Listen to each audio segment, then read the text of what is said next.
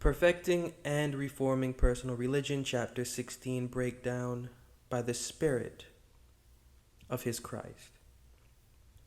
Now, the title of this chapter is based on the theme or the principle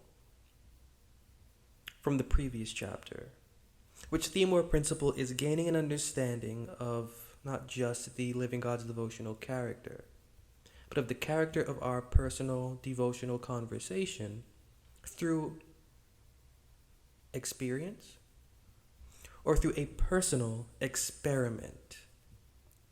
And I'm saying personal experiment because we have to experiment.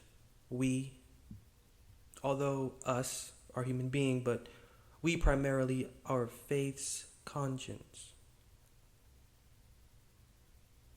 Our faith's thoughts and feelings, our faith's character, our faith's intellect has to experiment with the living God's devotional character. How does that take place? It takes place through the previous chapter alluded to wisdom. Gaining wisdom on the character within the scriptures and putting that wisdom to test. Experimenting with that wisdom, experimenting with the mind within that wisdom, and then the mind inspiring that wisdom. Gaining an understanding through a personal experiment with that mind within the scriptures, allowing that wisdom to work, and that wisdom working, allowing that wisdom to do more than work, but to seep in to the core of our human being. And so you enter into the 16th chapter. In the 16th chapter, entitled By the Spirit of His Christ. And it is all terms. And the chapter opens with the second paragraph stating a belief on the name of Christ. And it is, quote unquote, Christ that advances the intended birth. It is, quote unquote, Christ that advances the intended birth. And so here we have, just like in our previous chapters, the previous chapters of this book, each chapter is introducing a concept that later chapters will make sense of. And so we have the concept of birth, intended birth, through quote unquote Christ. And when we're hearing this name, quote unquote Christ, the birth, as we have seen in previous breakdowns, this birth is not physical, this birth is not natural, this birth is not literal.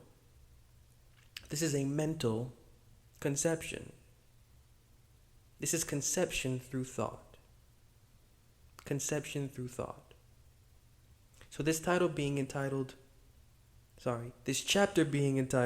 By the Spirit of His Christ, is really a title alluding to by the Spirit of His name.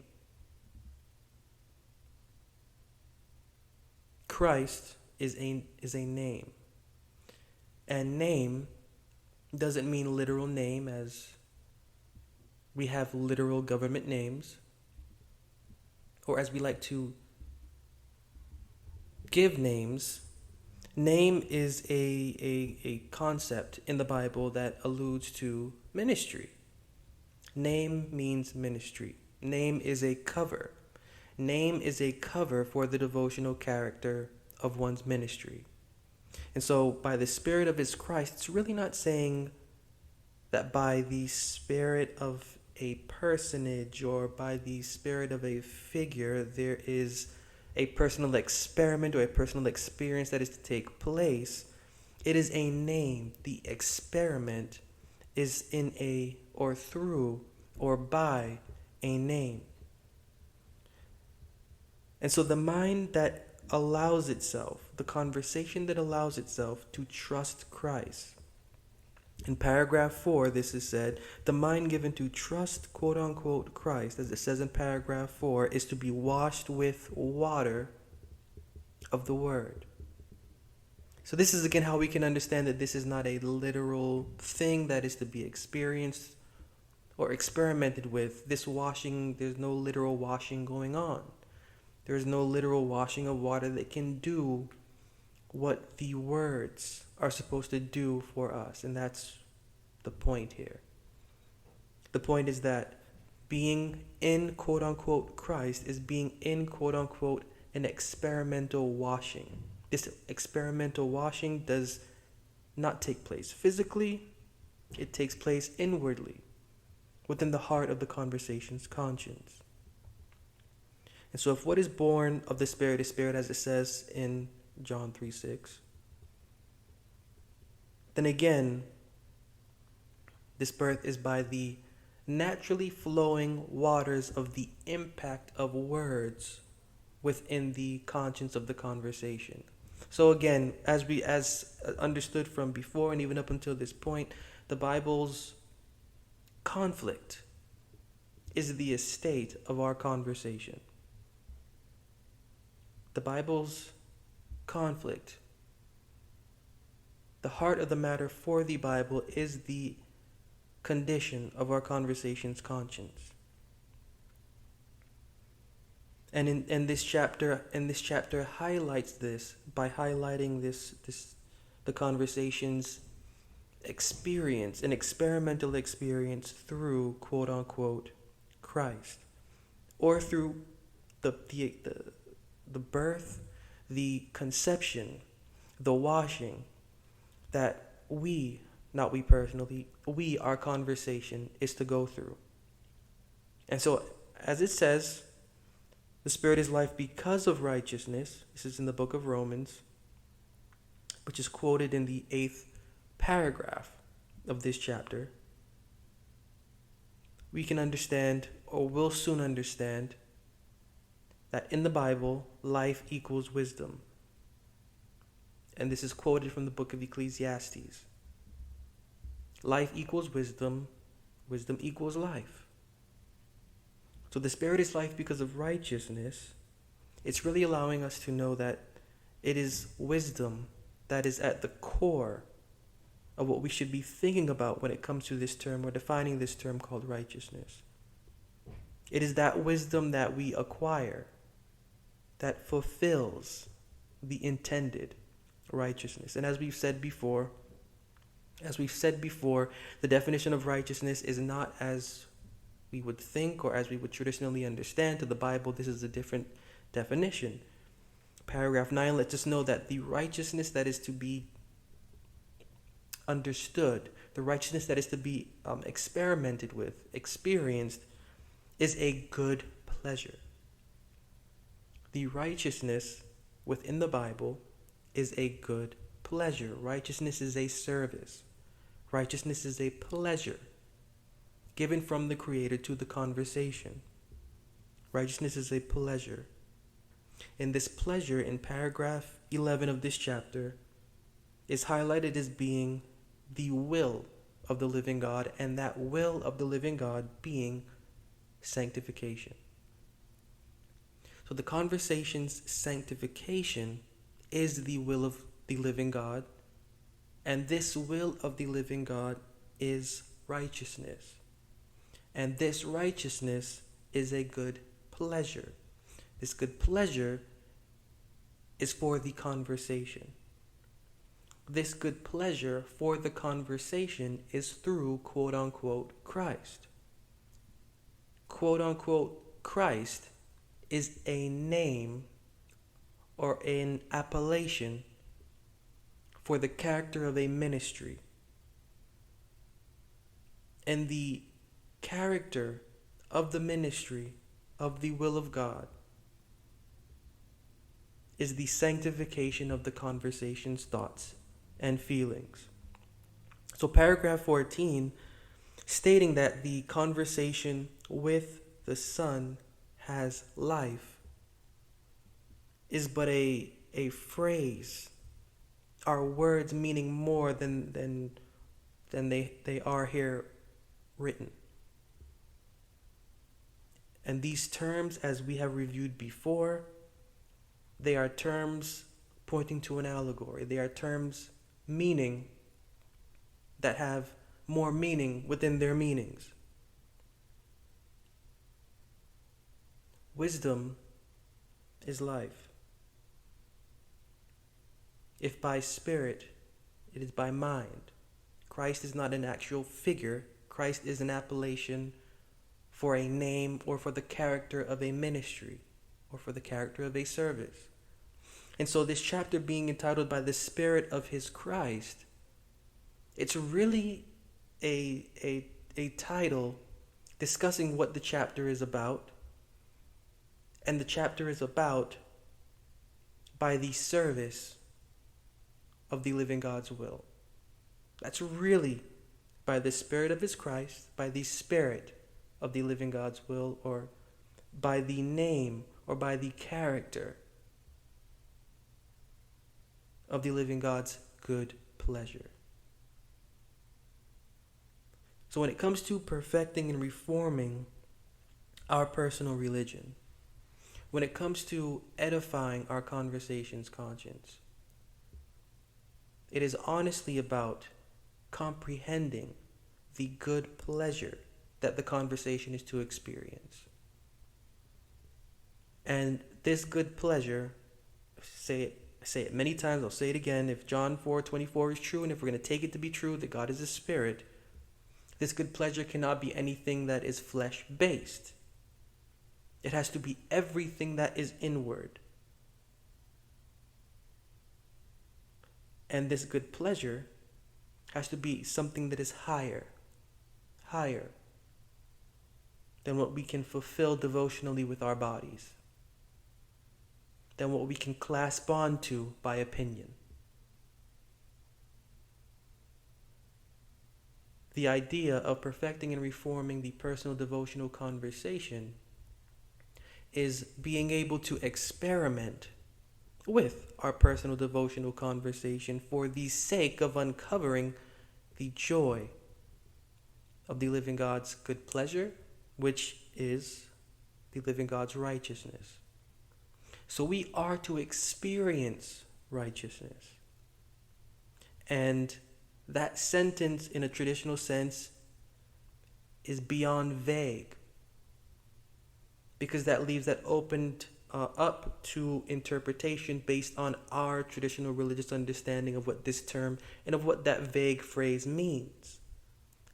But when you put everything into the context of the scriptures, when you can understand that the righteousness spoken of is a service, and that the service is a good pleasure, and that that good pleasure is sanctification, and that what is to be sanctified is the conversation, and that what is to sanctify is quote-unquote Christ, and that quote-unquote Christ is not a man or a demigod or a figure or a personage, but is in reference to the name of an experience, or to the character of a ministry. That ministry being the ministry of our conversation's well-being.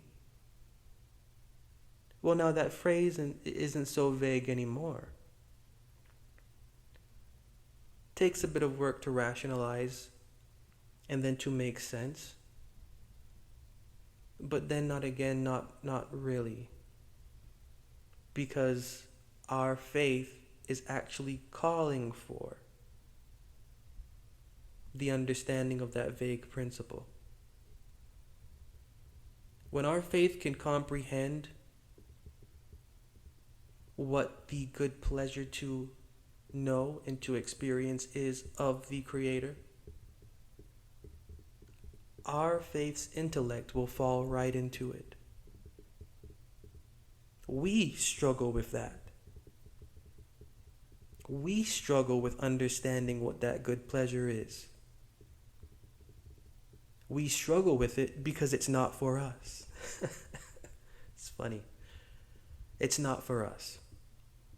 It's not for us, our human being, personally. It's for what links up with and connects to, again, if John 4:24 is true, the living God.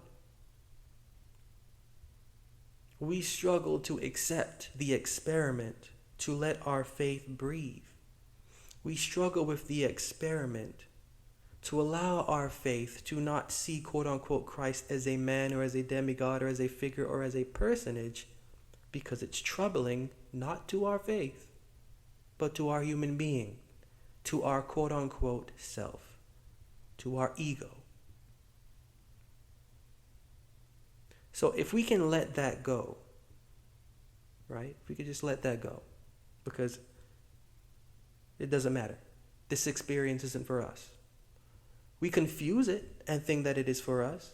Born, as we've said, or as this book has allowed us to understand, born to the frame of thought within the religious world, which is Western centered, meaning that it is self-centered.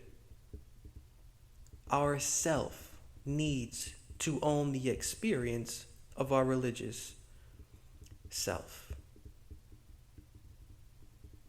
So this is not the right way to operate.